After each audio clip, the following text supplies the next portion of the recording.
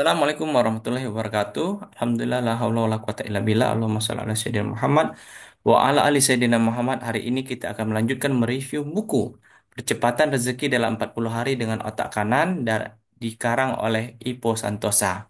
Hari ini sudah kita masuki kepada halaman yang ke-32 ya. Kemarin sudah kita bahas tentang halaman ke-31, yakni kita membahas 8 jalur menuju keberlimpahan ya.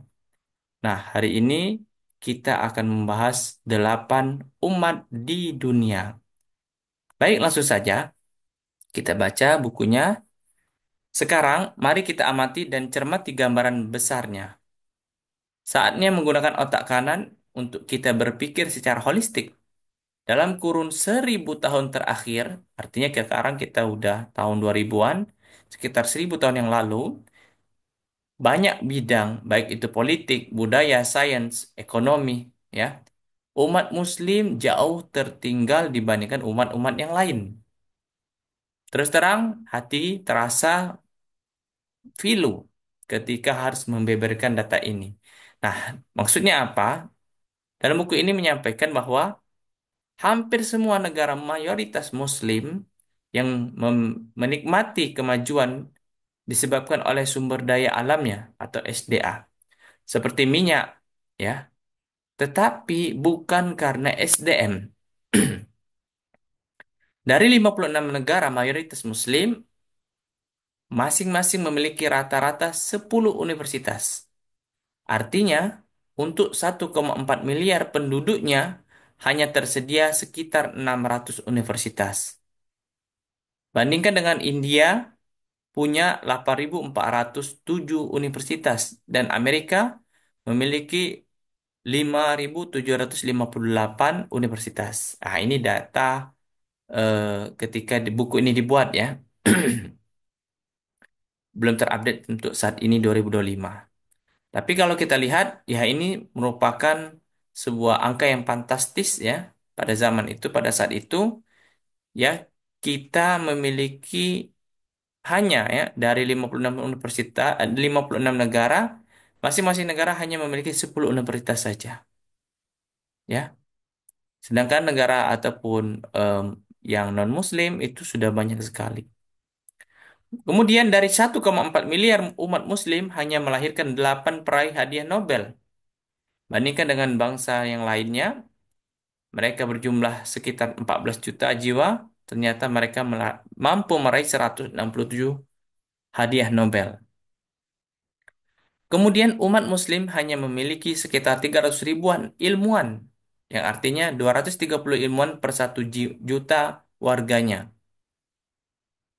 Sedangkan dengan negara lain, contohnya Amerika Serikat, yang memiliki 1,1 juta ilmuwan atau 4.099 per 1 juta.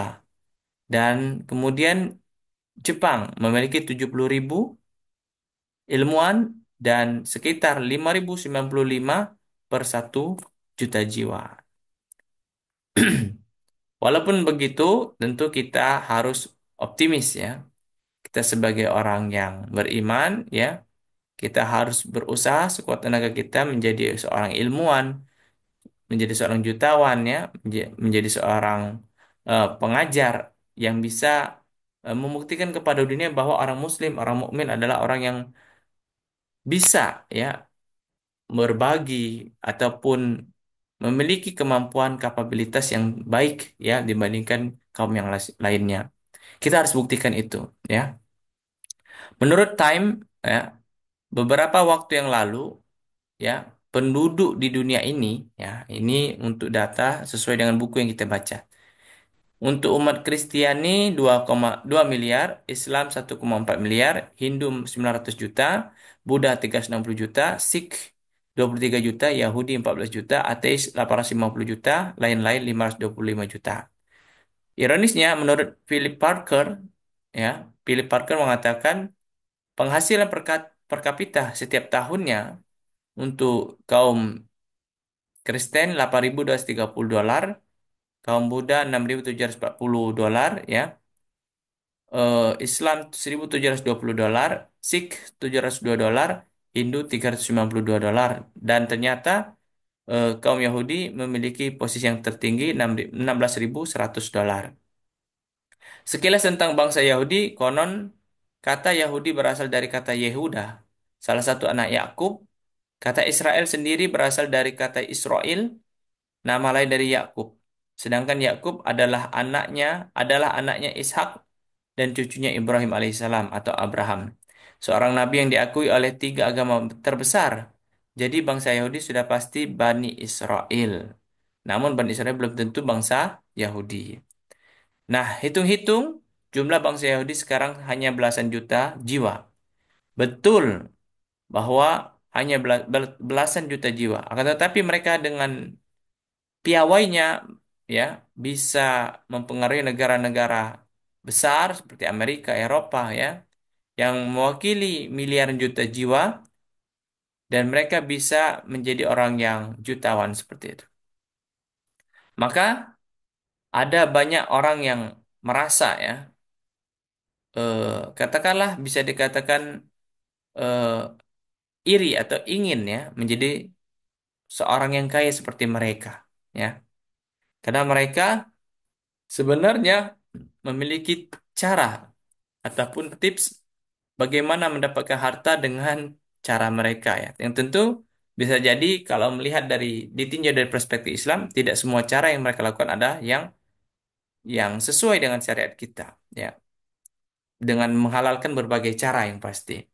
Kalau kita tidak bisa, kalau kita sebagai orang muslim harus melakukan ya harus bertransaksi dengan cara yang halal. Tidak boleh menghalalkan segala cara untuk mengejar kekayaan. Ya. Dan kita harus yakin bahwa rezeki itu datang dari Allah dan kita harus meminta kepada Allah dan menjalankan dengan cara yang diberikan keberkahan oleh Allah Subhanahu wa taala atau diridhoi oleh Allah. Lanjut, kita akan membahas tentang keinginan ya. Keinginan atau kemauan yang membara ya atau semangat untuk berubah, untuk berbenah menjadi seorang kaya, orang yang jutawan ya. Itu pasti ada ya. Nah, bagaimana kita bisa meningkatkan ya energi ataupun potensi itu ya.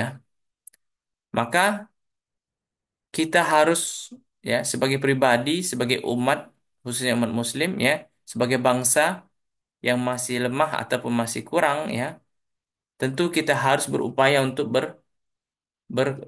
berjibaku ya untuk merubah keadaan ini. Ketika ditekan paling-paling kita bisa mengeluh ya. Nah, sebaliknya seharusnya kita harus bisa bertahan ya. Setidaknya kita bisa bertahan dan bisa katakanlah struggle, berjuang. Dan saat ini kita lihat bahwa dari dulu ya sampai saat ini dalam buku ini juga disampaikan kita kesulitan dalam menyelamatkan Masjidil Aqsa ya.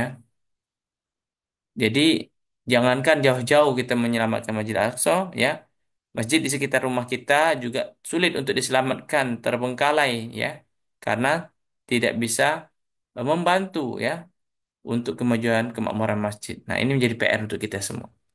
Kalau kita sebagai pribadi, sebagai umat, sebagai bangsa sudah kaya dan kuat, maka semuanya akan berbeda ya.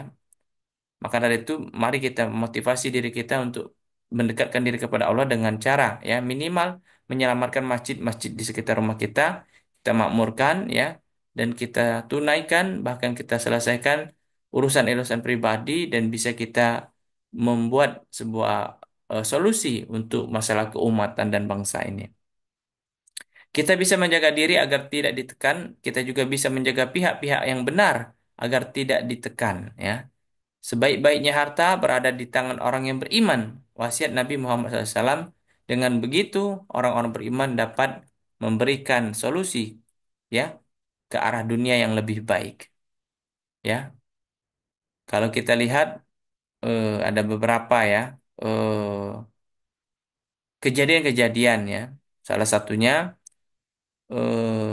di sini disampaikan minyak Irak dikuasai oleh Amerika. Sebagian Palestina dikuasai Israel. Belum lagi soal rekayasa tragedi WTC dan penyerangan ke Afghanistan, ya. Apa yang bisa kita kontribusikan? Nah, ini pertanyaannya. Maka kita harus menjadi pribadi yang kaya, pribadi yang bermanfaat, ya, yang bisa menolong tidak hanya diri kita, negara kita, tapi negara lain yang bisa kita bantu dan kita tolong. Baik, terakhir dikatakan dalam buku ini bersyukur dan merasa cukup itu sudah menjadi suatu keniscayaan, ya. Juga agama mengajarkan kepada kita untuk menjadi yang lebih baik dari hari ke hari. Begitupun seumur-umur kita, ya. Sekiranya kita belum kaya, ya, kita harus berusaha, berikhtiar, berniat untuk menjadi kaya. Jika niat dan ikhtiar kita sudah bulat, sudah tekad kita yang baik, ya, insya Allah kita akan bermanfaat bagi orang banyak. Baik, itu saja yang dapat saya sampaikan terkait dengan buku Percepatan Rezeki dalam 40 hari dengan otak kanan, halaman ke-33 sampai 34. Mudah-mudahan bermanfaat. Saya akhiri wabillahi muwaffiq ila aqwamit thoriq. Fastabiqul khairat. Assalamualaikum warahmatullahi wabarakatuh.